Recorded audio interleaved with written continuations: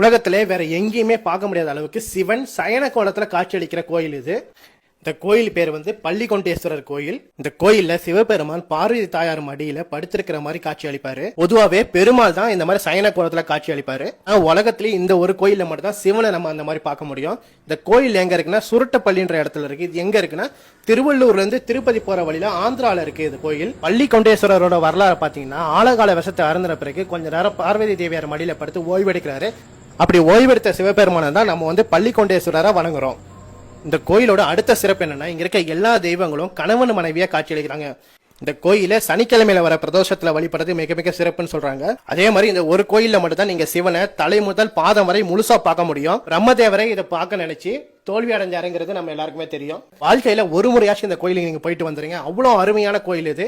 கோயிலோட location, address எல்லாமே நான் டிஸ்கிரிப்ஷன்ல கொடுக்குறேன். இந்த வீடியோவை உங்க ஃப்ரெண்ட்ஸ் கிட்ட ஷேர் பண்ணிக்கோங்க. இந்த மாதிரி அற்புதமான வீடியோக்கள் பார்க்கணும்னு மறக்காம ஃபாலோ பண்ணிக்கோங்க. நான் உங்களை அடுத்த வீடியோல சந்திக்கிறேன்.